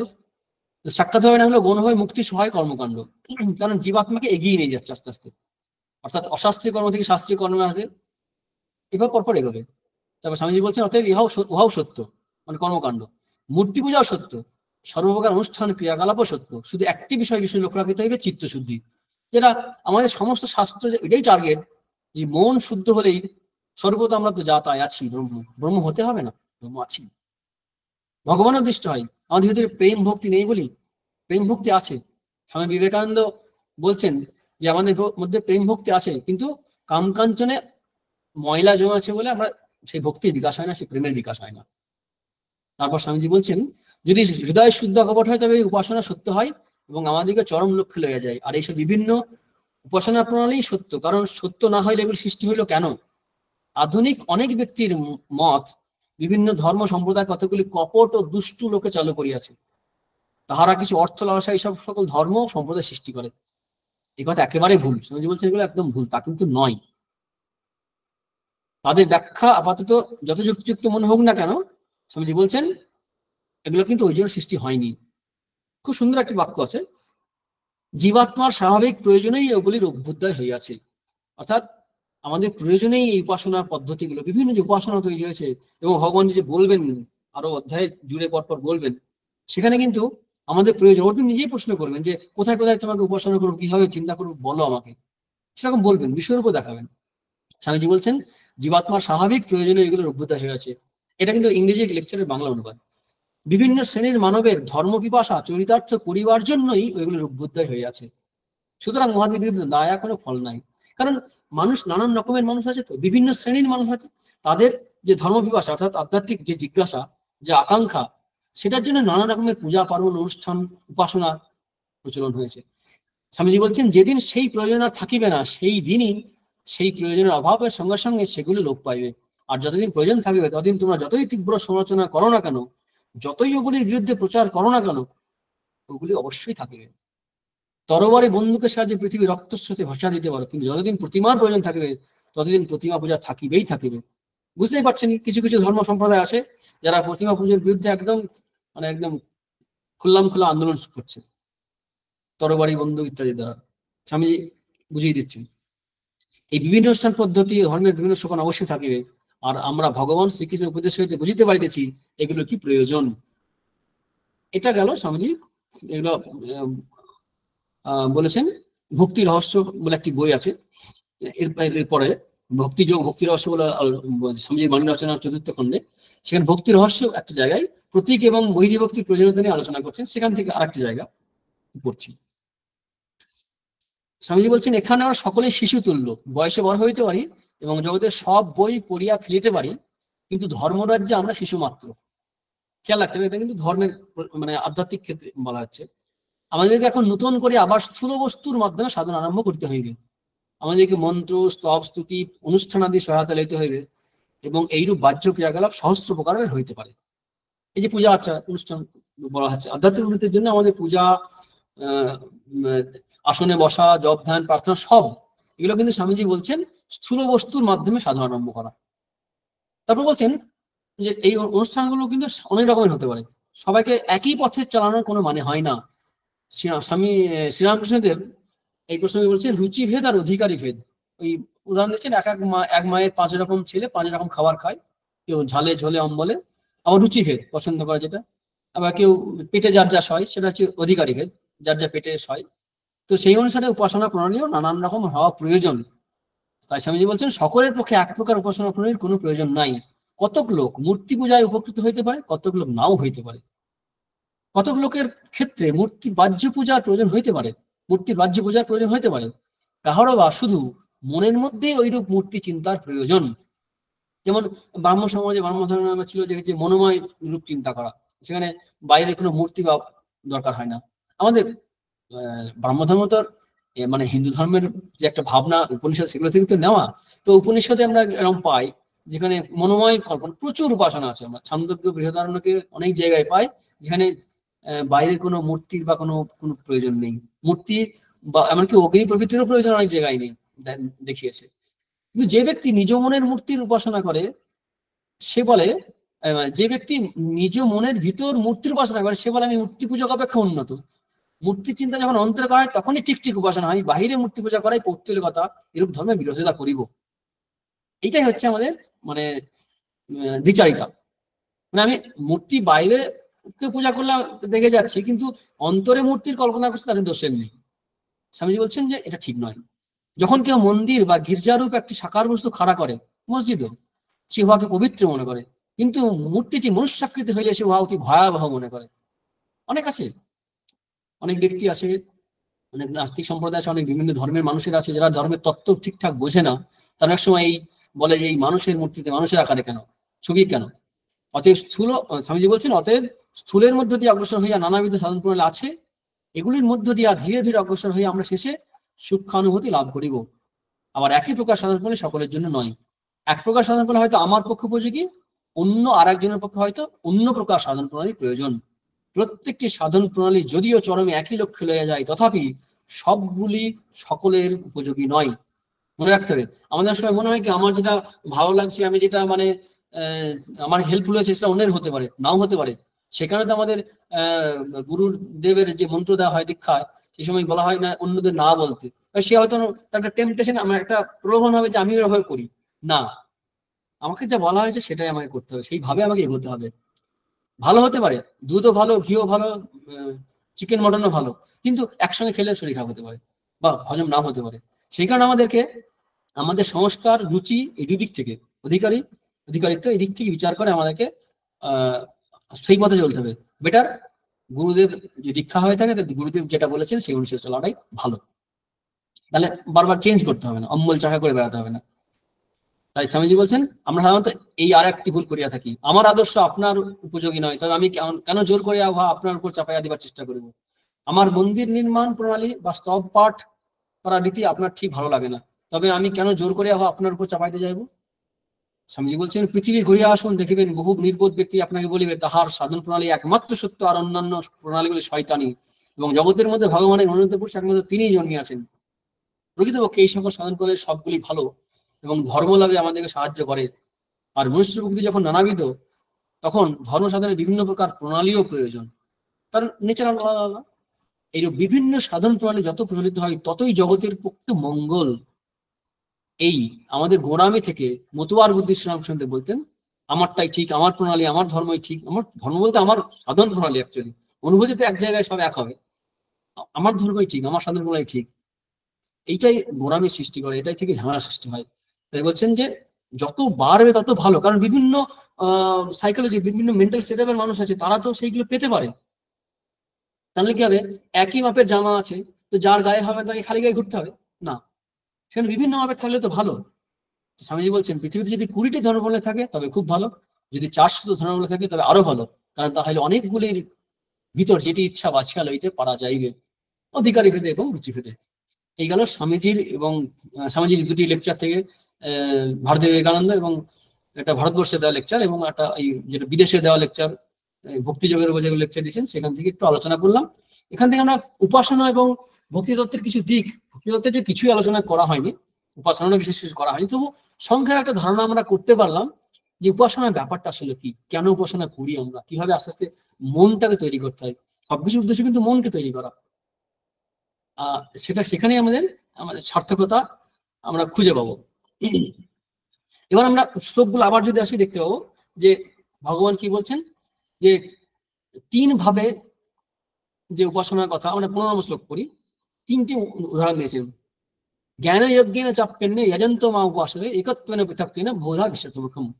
জ্ঞান যজ্ঞেন, এই যে অহঙ্গ উপাসনার কথা বলা হলো, আমি সেই ব্রহ্ম, আমি তুমি, হে ভগবান দৈবত, তুমি আমি, আমি তুমি, মদাত্মক তদাত্মক, এই শ্রুতিতে অহঙ্গ উপাসনা আছে। এটাকেই অনেকে বলছেন যে এই জ্ঞান, এই যে পরমেশ্বরের যজন স্বরূপ বলে এটাকে যজ্ঞ বলা হচ্ছে। এই যজ্ঞের দ্বারা এটা হচ্ছে জ্ঞান যজ্ঞ, এই অহঙ্গ উপাসনা। বিভিন্ন মতভেদ আছে, আমরা এটাকে গ্রহণ করছি আপাতত, যে অহঙ্গ উপাসনার দ্বারা, অর্থাৎ জ্ঞান যজ্ঞেন উপাসনা করে অভেদ ভাবে, একত্বেন, এটা আমরা একভাবে পেলাম।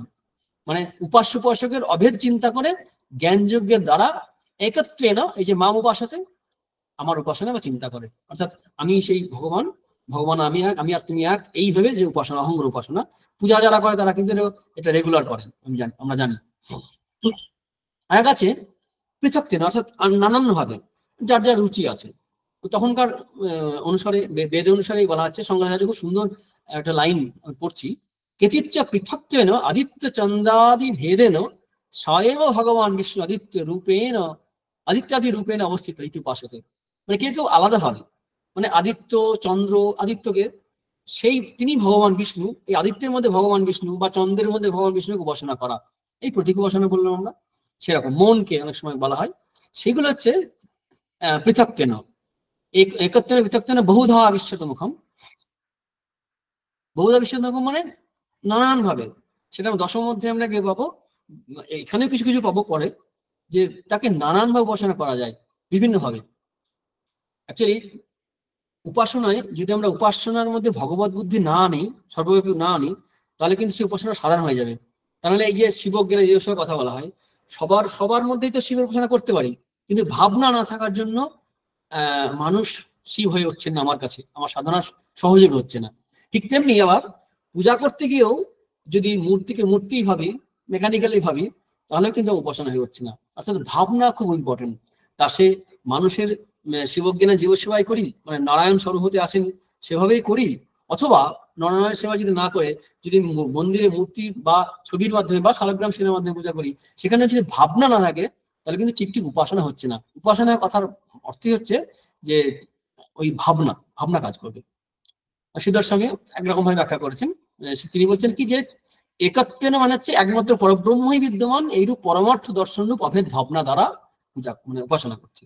আবার কেউ কেউ পৃথক ভাবনা মানে আমি দাস তুমি প্রভু, এই হবে। আবার কেউ কেউ বিশ্বতমুখ মানে সর্বাত্মক ব্রহ্মা রুদ্র বসু, এইভাবে উপাসনা করে। আসলে ভগবান যে সচেতন কীর্তন বলেছিলেন, সেখানে নমস্কার করা কীর্তনাদি দ্বারা ভজনের কথা বলার পরে পরে তার সঙ্গে আবার এই যে অহঙ্গ উপাসনা, তারপরে প্রতীক উপাসনা, এই বিভিন্ন রকমের উপাসনার কথা তিনি এখানে বললেন। এবার আরেকটু ডিটেলসে যজ্ঞ, তখনকার দিনে যজ্ঞ খুব প্রচলিত ছিল, সেই যজ্ঞের দিকে তাকিয়ে বলছেন যজ্ঞাঙ্গ আমি অহং ক্রতুর অহং যজ্ঞ সদাহম অহং ওষুধম মন্ত্রহম অহং বাচ্যম অহম অগ্নির আহুতম। অর্থাৎ যজ্ঞের সমস্ত অঙ্গগুলো। ক্রতু হচ্ছে মানে শ্রৌত যজ্ঞ, অর্থাৎ বেদে যে যজ্ঞের বিধান আছে, শ্রুতি বিহিত যে অগ্নিষ্টম আদি যজ্ঞ, অগ্নিষ্টম একটি যজ্ঞ, সেই অগ্নিষ্টম আদির যে প্রভৃতি রকম যজ্ঞ আছে নানা রকমের, সেটাকে বলা হয় ক্রতু। আর যজ্ঞ হচ্ছে স্মৃতিশাস্ত্রে যে যজ্ঞের কথা বলা হয়, বলি বিশ্বদেব প্রভৃতি। এছাড়া আরেক বলা হয় যে পঞ্চমহাযজ্ঞ, আমরা এগুলো আলোচনা করেছি। ব্রহ্মযজ্ঞ, যেমন ঋষিযজ্ঞ মানে প্রত্যহ কিছু শাস্ত্র পাঠ, পবিত্র মন্ত্রোচ্চারণ, এটা হচ্ছে ঋষিযজ্ঞ। তবে দেবযজ্ঞ হচ্ছে ঈশ্বর দেবতা সাধুদের পূজা উপাসনা। পিতৃযজ্ঞ পিতৃপুরুষদের উদ্দেশ্যে যে সমস্ত আমাদের যে আমরা কাজগুলো করি, পিতৃযজ্ঞ। সংক্ষেপে বলছি, নৃযজ্ঞ হচ্ছে মানুষের প্রতি, মানুষের যে সেবা করা, যে এখন যে হিউম্যানিটেরিয়ান সার্ভিস গুলো চলে না, এটা নৃযজ্ঞ আমরা বলতে পারি। তো এটা তারপর ভূতযজ্ঞ, অর্থাৎ মানুষ ছাড়া যে জীবজন্তু আছে তাদের, গাছ এমনকি গাছ, এই যে বৃক্ষরোপণ, গাছ লাগাও প্রাণ বাঁচাও যে বলা হয়, এগুলো কিন্তু আমাদের সব একটা যজ্ঞের মধ্যে, গৃহস্থের ধর্মের মধ্যেই বলা আছে। এই যে শ্রুতি স্মৃতিতে যে বলা হচ্ছে এই যে যজ্ঞ, এই যজ্ঞগুলোকেই যজ্ঞ বলা হচ্ছে। এটা স্মৃতি, সেখানে এটা যজ্ঞ। আর হুতা আর ক্রতু হচ্ছে বেদে যে নির্দেশ আছে শ্রুতি, আর স্মৃতি হচ্ছে স্মৃতিশাস্ত্রের যে বিধান আছে। স্বাধা হচ্ছে দেবতার উদ্দেশ্যে, পিতৃলোকের উদ্দেশ্যে যে মন্ত্রোচ্চারণ করা হয় স্বাধা বলা হয়। স্বাহা হচ্ছে দেবতাদের ক্ষেত্রে বলা হয়। ঔষধ শব্দটা পেলাম আমরা, ঔষধ হচ্ছে ঔষধি কথা থেকে এসছে। ঔষধি মানে ধান গম ইত্যাদি যেগুলো আছে, এগুলো আমাদের মানে আমাদের খাবার জন্য ব্যবহার হয়, প্রাণীদের যে ভোজন। আবার আরেক অর্থে ঔষধ মানে রোগ নাশ করে, যেটা সেই অর্থে বলা হয়। এটা কিন্তু এখানে আমরা মানে অন্য অর্থে নিলে ভালো, কারণ ওই হোমে বা পূজাতে, হোমের ক্ষেত্রে এটা লাগে, যজ্ঞের ক্ষেত্রে লাগে প্রোডাক্ট তৈরি করতে, এটা সবাই ওই যজ্ঞের সঙ্গে যুক্ত। মন্ত্র হচ্ছে ওই যে ঋক আছে যে মন্ত্র, সেগুলোকে উচ্চারণ করা হয়, সেটা মন্ত্র। আর্য হচ্ছে মানে ভগবানের ওই যে মানে ঘি, প্র্যাকটিক্যালি ঘিকে বলা হচ্ছে। সেই তাতে ভাবনা আছে অনেকগুলো, সেগুলো যাচ্ছি না আমরা। সেই দেবতাদের উদ্দেশ্যে এগুলো দেওয়া হচ্ছে, সেটা হচ্ছে আর্য। আর অগ্নি তো বুঝতে পারছি যে সামনে যে অগ্নি জ্বলছে, সেই অগ্নি। তারপর হুত হচ্ছে যে হোম করা হচ্ছে অ্যাক্টিভিটি, মানে অগ্নিতে যে হবি নিক্ষেপ হচ্ছে, সেটা হচ্ছে হুত। ভগবান বলছেন আমি সমস্তই, এগুলি সবই পরমেশ্বরের স্বরূপ। এই প্রত্যেকটি বিশেষ বিশেষ আলাদা করে বটে, একসঙ্গে বটে, তিনি ভগবানই। অর্থাৎ এইটার দ্বারা বোঝাচ্ছে যে ঈশ্বর ছাড়া কিছু নেই। যা কিছু করছি আমরা, এটা তো হোমের যজ্ঞের ক্ষেত্রে হলো, দৈনন্দিন জীবনেও আমরা এটাকে আমরা এমনভাবে অনুশীলন করতে পারি যে আমাদের যা কিছু কাজ করছি সেখানে তিনটি বিষয় থাকছে, ক্রিয়া কারক ফল। অর্থাৎ কোনো কিছুর মাধ্যমে আমরা কাজ করছি, কর্তৃকারক কর্মকারক করণ কারক আছে, এ দ্বারা কিছু ফল পাচ্ছি। এই সবটাই হচ্ছে ভগবানের সঙ্গে যুক্ত, ভগবতময়, ভগবানের বিভূতি, সমস্ত ঈশ্বরের বিভূতি। একটা সুন্দর শ্লোক, সুন্দর টিকায় লিখছেন মধুসূদন সরস্বতী, ক্রিয়াকারক ফলজাতং কিমপি ভগবদ অতিরিক্ত নাস্তি ইতি সমুদায় অর্থ। এই সবকিছুর মানে হচ্ছে যে ক্রিয়াকারক ফলজাত যা কিছু আছে ভগবদ অতিরিক্ত নাস্তি, ভগবান ছাড়া কিছু নয়। এরপরে বলছেন পরের শ্লোকে, পিতাহামস্য জগত মাতা ধাতা পিতামহ, আমি পিতা, আমি মাতা, ওই প্রকৃতি জগতের তিনি, মানে তিনি সব, ধাতা অর্থাৎ করফলদাতা বা সব, মানে সাপোর্ট ধরে রেখেছেন। পিতামহ মানে পিতামহ বলার উদ্দেশ্য হচ্ছে মানে আমার আর পিতামহকে না, আমি সব। যদিও পুরাণ আমরা পাই বা উপনিষদ আছে না, ব্রহ্মা দেবানাং প্রথমা সম্ভব, প্রথমে ব্রহ্মা সৃষ্টি হয়েছে, সে তো ঈশ্বর থেকে সৃষ্টি হয়েছেন। তো তিনিও সেই ব্রহ্মা, ভগবানই একরূপে ব্রহ্মা, ধাতা বিধাতা। বেদ্যাং মানে যা কিছু জানতে হবে উপনিষদ থেকে, শাস্ত্র থেকে, জীবনের যা টার্গেট, লক্ষ্য, যা আমাদের বলে না জীবনের লক্ষ্য কি, এর বেদ্যাং শব্দের অর্থ হচ্ছে অনেকে বলে বেদ, বেদের বক্তব্য বিষয় বা লক্ষ্য বিষয়, সেই সেই সেই যে তোমার যা টার্গেট লক্ষ্য হবে, তাও আমি। বেদ্যাং পবিত্রম, ওমকার, পবিত্র যে ওমকার, তাও আমি। এবং ঋক্ আমি যজু, তাও আমি। অর্থাৎ সমস্ত বেদও আমি, আমি বেদময়। ঋক্ হচ্ছে যেটা হচ্ছে ছন্দে আছে, নিয়ত অক্ষর বিশিষ্ট, নিয়মবদ্ধ ঋক্ মন্ত্রগুলো। আর এগুলো সুরে এগুলো গাওয়া হয় গানের মতো, গানের যোগ্য যেগুলো সেগুলো সামবেদ, সাম। যজু হচ্ছে ওই যেগুলো মানে পদ্যের মতো, মানে গদ্যের মতো, প্রোজ ফর্মে আছে, অনিয়ত অক্ষর সংখ্যা যেগুলো বলা হয় যজু। এই তিন রকম যে আছে, এর সঙ্গে চ বলেছে বলে ভাষ্যকার টিকারা বলেন অথর্ববেদকে ধরা, অর্থাৎ চতুর্বেদ আমি, অর্থাৎ জগতের পিতা মাতা বেদ আমি। এই আমরা পঞ্চদশাধ্যায় পাবো, বেদেশ্চ সর্বে অহয় বেদ্য বেদান্ত কৃত বেদ বিদেবেচ অহম, এগুলো আমরা পাবো। এরপরে শ্লোক আছে 18 নম্বরে, গতির ভর্তা, আচ্ছা অনেকটা সময় হয়ে গেছে, গতির ভর্তা প্রভু সাক্ষী নিবাস শরণং সহিত প্রভব প্রলয় স্থানং নিধানং বীজমপ্যয়ম। আমরা 19 পর্যন্ত পুরো হয়েছিলাম, তো 18-19 পরের দিন আলোচনা করবো, ঠিক আছে। তপাম্যহম অহং বর্ষম বিগিন্নামি চ অমৃতং চ বৃত্তিশ্চ সদস্য চ অহং অর্জুন। তাহলে আমরা এখানে রাখি, অনেকটাই সময় হয়ে গেছে উপাসনা করতে করতে।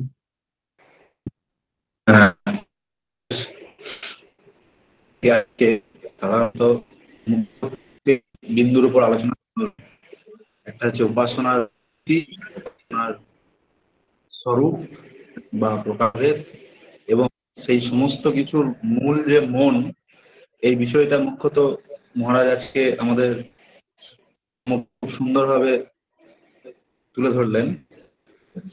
এখন আমাদের যদি আজকের আলোচনার প্রসঙ্গভূত, আলোচনার প্রসঙ্গভূত কোন রকম জিজ্ঞাসা থেকে থাকে, আমরা এখন মহারাজকে অল্প একটু সময় আছে, তার মধ্যে আমরা 2-4টে প্রশ্ন আমরা করে নিতে পারি। যাদের প্রশ্ন আছে তাদেরকে অনুরোধ জানাই তারা যেন মহারাজের সম্মুখে প্রশ্নগুলিকে উপস্থাপন করেন।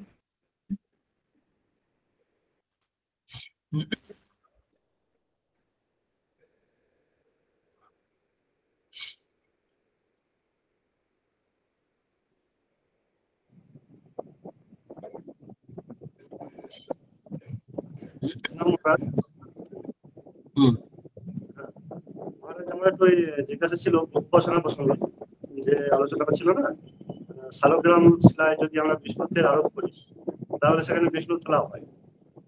কিন্তু আমরা বেদান্ত শাস্ত্রে এরকম শুনেছি যে কোনো ব্যক্তি কোনো জিনিস যদি চান, মানে কোনো বিষয়, যেমন ধরুন কোনো ব্যক্তি যদি রজত চান, সেই রজতার্থী ব্যক্তি যদি সমুদ্রের তীরে ভ্রমণ করেন, সেখানে গিয়ে যদি শক্তিকাকে দূর থেকে দেখেন, তাহলে তিনি রজত ভেবে সেদিকে ধাবিত হয়ে যান এবং গিয়ে শেষে শক্তিকা পান, রজত পান। তাহলে সেখানে শক্তিগত রজত ব্রহ্মের বিষয় হচ্ছে, মানে শক্তিগত রজতের জ্ঞান, মানে বিষয়টা ঠিকঠাক ওখানে পাওয়া যাচ্ছে, লক্ষ্যবস্তু থেকে সরে যাচ্ছে, রজত চাইতে গিয়ে পেয়ে যাচ্ছেন শক্তি। তাহলে ঠিক ওই একই রকম ভাবে কি এখানে এরকম এই অধ্যাস বা অধ্যারোপের প্রসঙ্গ চলে আসবে না, যেখানে শালগ্রাম শিলায় বিষ্ণু উপাসনা হচ্ছে সেখানে? এখানে হচ্ছে উপাসনার অর্থে ওই রজ্জুতে সর্বভৌম বা শক্তিতে রজত ভ্রম, এটা কিন্তু ওই অধ্যাস, ওটা জ্ঞান তত্ত্বের আলোচনা থেকে বলা হচ্ছে, জ্ঞানের বিষয়ে পরিষ্কার করার জন্য। এখানে কিন্তু সেটা নয়, এটা উপাসনার জন্য। উপাসনার টার্গেট হচ্ছে অন্তর্মুখতা হওয়া এবং চিত্তের শুদ্ধিকরণ, যেটা বেদান্তের দিক থেকে বলা হচ্ছে, জ্ঞানের দিক থেকে, যে চিত্ত শুদ্ধির জন্য হচ্ছে। এখানে শালগ্রাম শিলার উপাসনা করলে বিষ্ণুর দর্শন হবে, সেখানে তিনি আবির্ভূত হবেন, সেখানে তার কৃপা দৃষ্টি আছে, অনুভূতি হবে। এটা শাস্ত্র, আচার্য ইত্যাদি দ্বারা সমর্থিত। এখানে এমন নয় যে শক্তি খুঁজতে গিয়ে, মানে রজত খুঁজতে গিয়ে আমি পাবো না, এরকম নয়, কিন্তু এখানে এটা ঘটবে না। এখানে ওই অর্থে কিন্তু এখানে অধ্যাস উপাসনা বলা হচ্ছে না।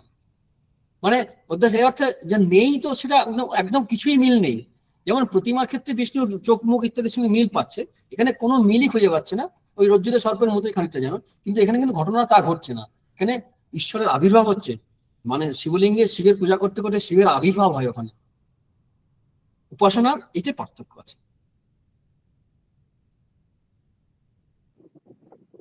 আর একটা ছিল যেটা, সেটা হচ্ছে যে আমরা তো বাস্তব জীবনে এরকম অনুভব করি সবসময় যে আমি সুখী, আমি দুঃখী, বা এরকম এরকম। কিন্তু আমরা তো কিছুক্ষণের আলোচনা শুনছিলাম নাকি যে এই সবগুলো সব মনেই হয়, একদম। কিন্তু বাস্তব অনুভব করি যে সব নাকি আত্মাতেই বা আমাদেরই হচ্ছে। দেখবে ওই ইনজেকশন যখন নিই না, আর একটা কমন উদাহরণ দিচ্ছি, যে তখন আমাদের ইনজেকশন নেওয়ার আগে আমাদের অনেকখানি কষ্ট হয়, ভয় পেয়ে যায়। দেওয়ার সময় একটু যন্ত্রণা লাগে বটে, পরেও অতটা হয় না। কিন্তু ওই একটা সুন্দর কথা আছে,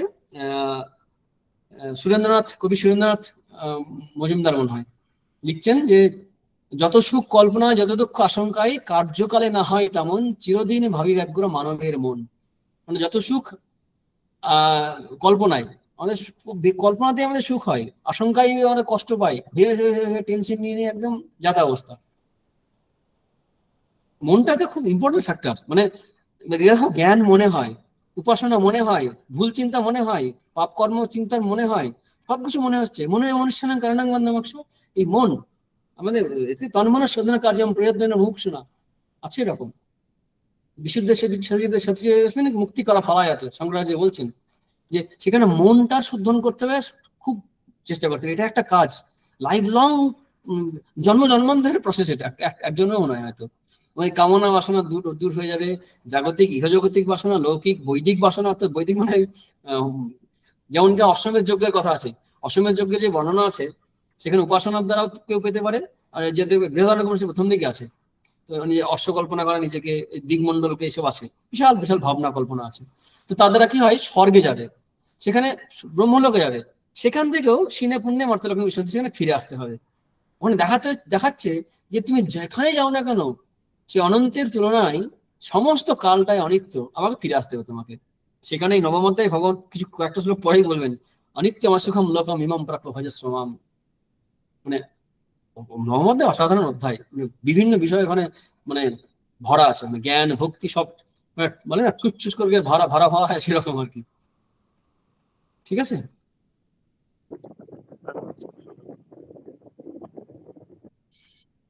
আর একটি প্রশ্ন হতে পারে যদি থাকে। প্রণাম মহারাজ, আমার একটা প্রশ্ন ছিল।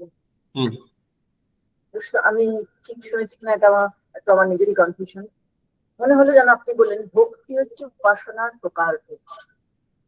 উপাসনার প্রকার, ঠিক বলেছি। ভক্তিহীন উপাসনা হয়? ভক্তিহীন উপাসনা হয় না। আমরা উপাসনা টেকনিক্যালি ভাবতে হবে।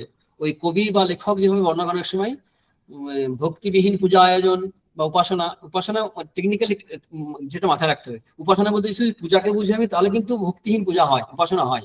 কিন্তু উপাসনা বলতে যে মানুষের ব্যাপার যদি ধরি, তাহলে কিন্তু ভক্তিহীন হতে পারে না। মানে ভক্তিহীন উপাসনা হবে, মানে উপাসনা, ভক্তি শব্দটা ভগবানের সঙ্গে যুক্ত হচ্ছে। তো যদি ভগবান না থাকে, যদি দ্রব্যের ক্ষেত্রে থাকে, কর্মাঙ্গ উপাসনা যদি হয়, সেখানে কিন্তু ভগবান থাকছেন না, অর্থাৎ ভক্তি শব্দের এই অর্থে সেখানে প্রযোজ্য হচ্ছে না। তাই ভক্তিহীন উপাসনা হয়, এদিক থেকে হয়। মানে মাত্র, মানে যেটা একেবারে শুধু একটা আয়োজন মাত্র, সেখানে অন্তরে একদম মানে কর্মের একটা ফল পাবেই, যে কোনো কর্ম করুন না কেন সেই কর্মের একটা ফল থাকবেই। কিন্তু ভক্তিবিহীন পূজা আয়োজন, রবীন্দ্রনাথের গান আছে না, ওই যে সংসার যাবে মন কেড়ে লয়, যাবে না যখন প্রাণ, সেখানে আছে ভক্তি অন্তরে যাবি ক্ষমসে আমার, শূন্য মনের বৃথা উপহার। এই শূন্য মনে মন নেই, সেখানে ঠিক ঠিক সেখানে কবিগুরু রবীন্দ্রনাথ ঠাকুর বলতে চাইছেন যে সেখানে আমার মনটা দেওয়া প্রয়োজন আছে, ভক্তিবিহীন পূজা আয়োজন এইটা নয়। সেখানে ওই পূজার সঙ্গে ভক্তি থাক, তবে সেটা কমপ্লিট হবে। এবং পূজা আয়োজন যদি নাও থাকে, ভক্তি থাকলেই হবে। এই যদি এই শূন্য হৃদয়ে কখনো সহসা একদা যে আমার হৃদয়ে প্রেম ভক্তি নেই, সেটা ঢেলে দেবেন। এই জন্যই এই আনুষ্ঠানিক যে প্র্যাকটিস সেটাও করতে পারে, করতে করতে যদি কখনো মন যায়। তাই থিওরিটিক্যাল মেকানিক্যাল পুজোর একটা ভূমিকা আছে রবীন্দ্রনাথের এই গানের ক্ষেত্রে, কিন্তু একটা খেয়াল রাখতে হবে, সেখানে কিন্তু একটা আশা মনের মধ্যে সাবকনশিয়াস মাইন্ডে থাকে। যদি এই প্রতিদিন মন্দিরে আসছি, ফুল দিচ্ছি, জল দিচ্ছি, বা বসে আছি নাম করছি, যদি কোনোদিন ভক্তি আসে, এই আশাটা কিন্তু, আশা প্রদীপ কিন্তু সবসময় জ্বালিয়ে রাখতে হবে। পূজার প্রদীপ জ্বালিয়ে রাখিস হৃদয় দেউল মাঝে, গান আছে আরেকটি গান এরকম, রজনীকান্তের মনে হয় গানটা। তো এই আশা প্রদীপ জ্বালিয়ে রাখতে হবে। ভক্তি দ্বারাই ভক্তি হবে, ভক্তিতেই ভক্তি হবে, মানে ভক্তির আকাঙ্ক্ষাতেই ভক্তি তৈরি হবে। মানে ভক্তি মানে যে, হ্যাঁ মহারাজ, কেউ একদিন প্রশ্ন করবে মনে হচ্ছে। ঠিক আছে, কেউ বড় প্রশ্ন? হ্যাঁ মহারাজ, প্রণাম মহারাজ, উত্তর হয়ে গেছে।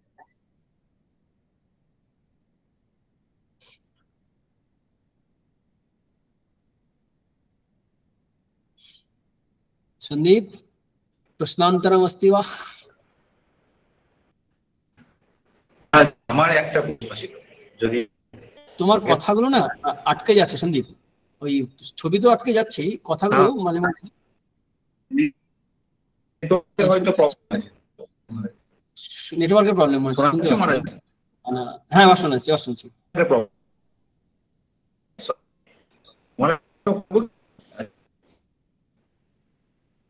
আমি মুখ না শুনতে পাচ্ছি।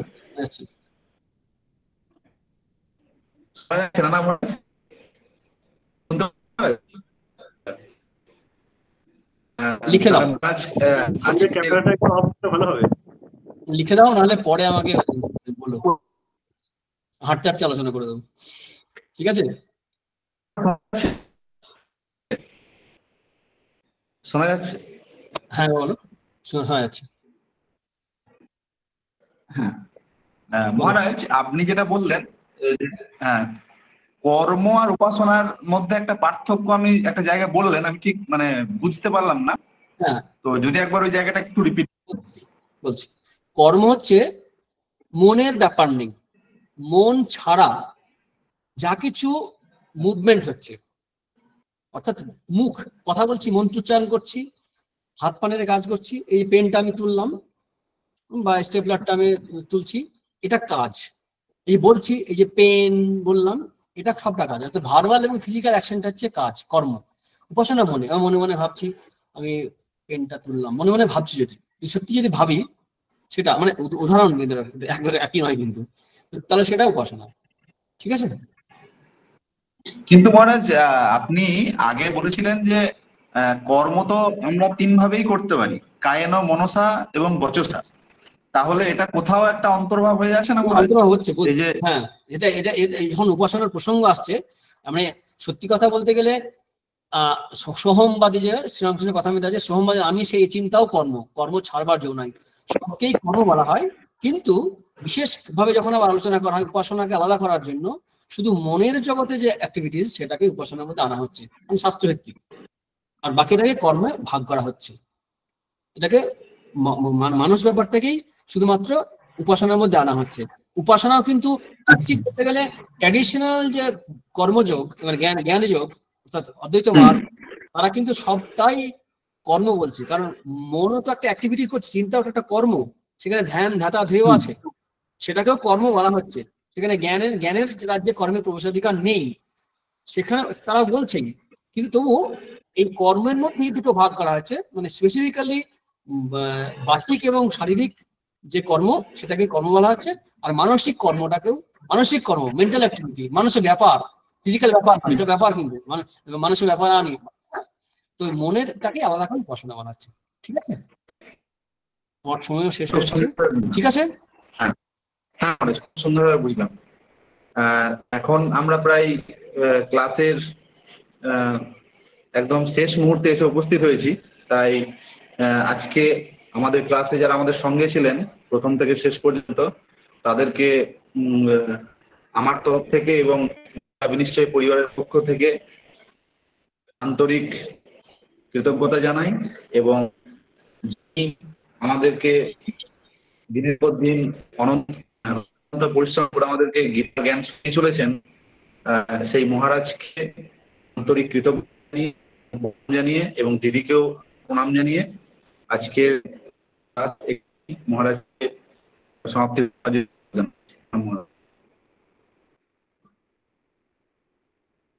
ओम शांति शांति शांति। हरि ओम तत्सत्। श्री कृष्णार्पणमस्तु।